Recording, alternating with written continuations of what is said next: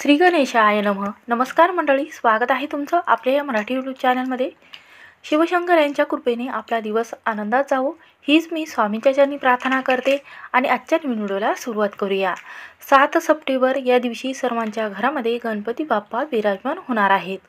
गणपतीच्या आगमनाची तयारी सुद्धा घरोघरी चालू आहे. हा दिवस अत्यंत महत्त्वाचा मानला जातो. या 10 दिवसामध्ये गणपती बाप्पाची विधीपूर्वक सेवा, उपासना, मंत्र व जप-तप केले जाते. या 10 दिवसामध्ये विधीपूर्वक पूजा केली जाते. म्हणून या अत्यंत शुभ दिवशी घरातील महिलांनी कोणत्या रंगाची साडी आपल्याला परिधान करायची आहे ते आपण या व्हिडिओमध्ये जाणून घेणार आहोत. तर पहा, भरपूर महिलांच्या कपाटामध्ये अशा भरपूर रंगाच्या साड्या असतात. एका रंगाच्या जास्त प्रमाणात साड्या असतात. त्यामध्ये गुलाबी, नेव्ही ब्ल्यू किंवा लाल रंगाच्या साड्या जास्तीत जास्त कपाटामध्ये आपल्याला पाहायला मिळतात. म्हणून या अत्यंत शुभ दिवशी आपल्याला गौरी गणपतीच्या काळामध्ये चुकूनही ह्या ज्या साड्या आहेत ह्या चुकूनही परिधान करायच्या नाहीत. व कोणत्या साड्या आपल्याला अवश्य परिधान करायच्या आहेत. तर पहा, काही साड्या असतात त्या आपल्या शरीरावर व आपल्या जीवनावर नकारात्मक आणि त्याचा दुष्परिणाम जो आहे तो आपल्या जीवनावर होत असतो. म्हणून या साड्या चुकूनही परिधान करू नये. जर या रंगाची साडी आपण परिधान करून गणपती बाप्पाची, गौरी गणपतीची पूजा केली तर आपल्याला याचं शुभफळ प्राप्त होणार नाही. म्हणून या रंगाची साडी चुकूनही परिधान करू नये. जर या रंगाची साडी आपण परिधान करून गौरी गणपतीची विधीपूर्वक पूजा केली तर याचं शुभफळ आपल्याला प्राप्त होणार नाही. अशा रंगाची साडी परिधान करून जर आपण पूजाविधी केली तर गणपती व गौरी व पार्वती माता यांचा आशीर्वाद आपल्यावर प्राप्त होणार नाही. या नियमांचं पालन करणे अतिशय महत्त्वाचे आहे. कारण या नियमांचं पालन जे आहे ते आजी आजोबा खूप वर्षापासून, पहिल्या काळापासून करत आहेत. पहिल्या काळातील महिलाजवळ प्रत्येक रंगाची साडी असावी असं नाही. तर त्या नियमांचं पालन कशा पद्धतीने करावे, कोणत्या रंगाची साडी परिधान करावी, कोणत्या रंगाच्या बांगड्या परिधान कराव्यात, त्यांना जास्तीत जास्त याचं महत्त्व व माहिती आहे. म्हणून या गौरी गणपतीच्या काळामध्ये आपल्याला कोणत्या रंगाची साडी परिधान करायची आहे, त्यामुळे गौरी गणपतीचा आशीर्वाद आपल्याला प्राप्त होईल. या दिवशी कोणत्या रंगाची साडी परिधान करावी व चुकूनही कोणत्या रंगाची साडी परिधान करू नये याबद्दलची संपूर्ण माहिती आपण या व्हिडिओमध्ये जाणून घेणार आहोत. त्यामुळे व्हिडिओ हा शेवटपर्यंत नक्की पहा. चॅनलवर नवीन असाल तर नक्की सबस्क्राईब करायला विसरू नका आणि कमेंटमध्ये श्री स्वामी समर्थ ओम नमः शिवाय लिहायला विसरू नका. तर आता आपण बघूयात, गणपती बाप्पा आपल्या घरामध्ये आगमन करतात त्यावेळेस आपल्याला कोणत्या रंगाची साडी परिधान करायची आहे. पहिल्या रंगाची साडी आहे लाल रंग. तर पहा, लाल रंग प्रेमाचे प्रतीक म्हटले गेलेले आहे. कोणत्याही शुभ कार्यामध्ये लाल रंगाचे स्वस्तिक काढले जाते. लाल रंग हा कुंकवाचा रंग म्हटला गेलेला आहे. सौभाग्याचं लेणं म्हटलं गेलेलं आहे व त्याचबरोबर उत्साह, उमंग, शौर्य, आपुलकी, जिव्हाळा आणि नवीन जीवनाचे प्रतीक म्हटले गेलेले आहेत. लाल रंग तीव्रतेचे प्रतीक म्हटले गेलेले आहेत. हा ग्रह अग्नी आणि मंगल ग्रहाचा रंग आहे. घरातील स्त्रिया लाल व हिरव्या रंगाच्या बांगड्या हातामध्ये परिधान करत असतात व आपल्या निसर्गामध्ये गुलाबाच्या झाडाला लाल रंगाची फुले येतात.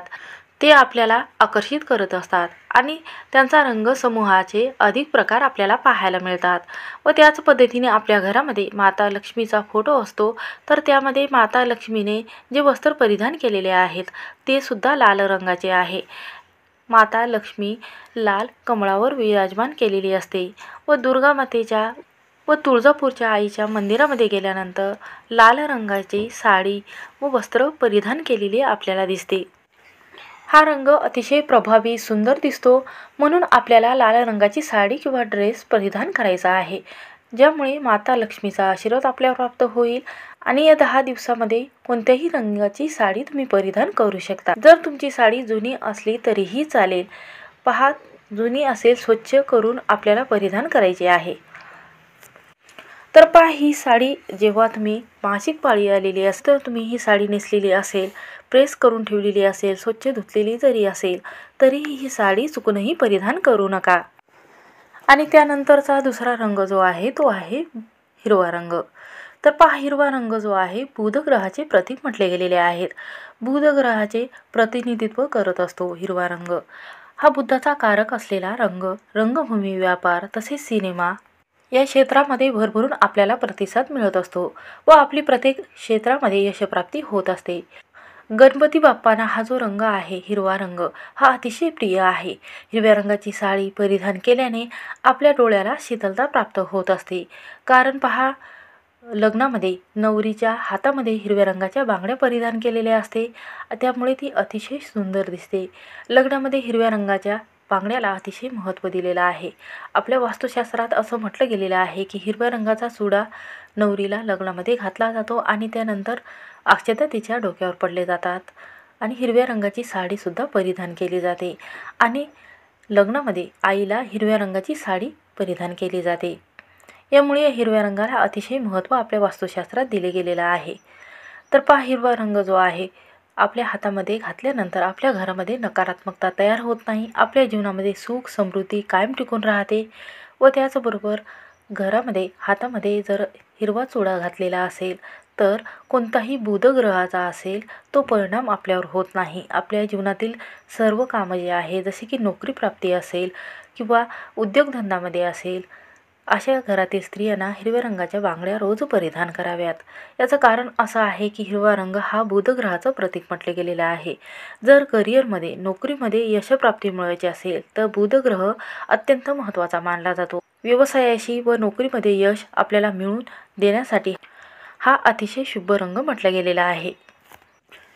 त्यामुळे हिरव्या रंगाची बांगडी, हिरव्या रंगाची साडी परिधान करावी. कारण हिरव्या बांगड्या आपल्या आरोग्यासाठी अतिशय उत्तम मानल्या गेलेल्या आहेत. त्यानंतर तिसरा जो रंग आहे तो म्हणजे गुलाबी. तर गुलाबी रंग हा सर्वांनाच अतिशय प्रिय असणारा हवाहवासा रंग आहे. कधीही कोणाच्या अंगावर ड्रेस किंवा साडी जर बघितली तर आपल्याला आनंद होत असतो. कारण हा जो रंग आहे हा रंग बघितल्यानंतर आपल्या मनामध्ये शांतता, आनंदी, समस्या नसलेले जीवन असल्यासारखे वाटते. गुलाबी रंगामुळे एकटेपणा कधीच आपल्याला जाणवत नाही. गुलाबी रंग तुम्ही कलाकार आहात, सृजनशील आहात असा आपल्याला भास होतो. आपल्या घरामध्ये किंवा मुलाच्या बेडरूममध्ये गुलाबी रंग लावल्याने एक सकारात्मकता तयार होत असते. गुलाबी रंग प्रेमाचे प्रतीकसुद्धा म्हटले गेलेले आहेत. म्हणून गुलाबी रंगाची साडी आवर्जून घालावी.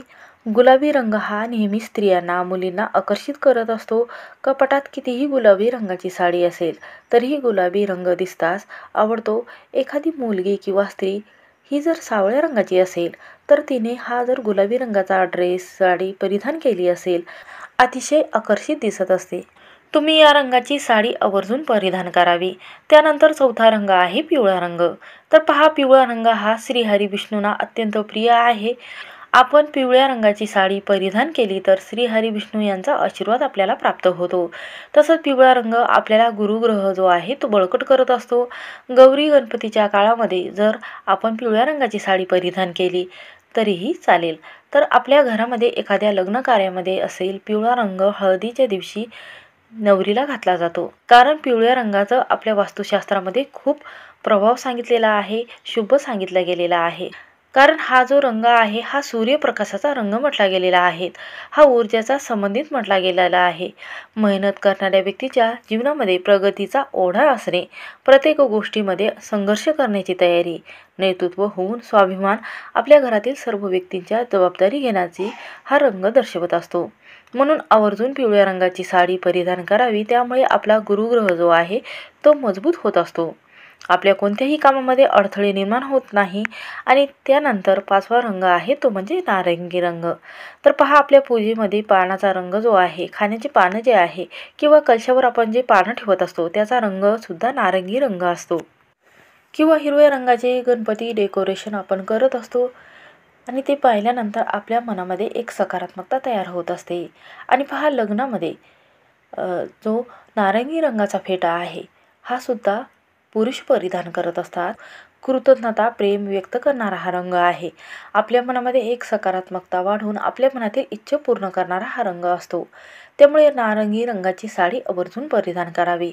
तसेच जांभळा रंग, निळा रंग, केशरी रंग गौरी गणपतीच्या वेळेस आपल्याला हा रंग अतिशय शुभ मानला जातो. म्हणून तुम्ही यापैकी कोणत्याही रंगाची साडी परिधान करू शकता. तर पहा, कोणत्या रंगाची साडी आपल्याला चुकूनही परिधान करायची नाही. तर पहा, काळा रंग अतिशय अशुभ मानला जातो.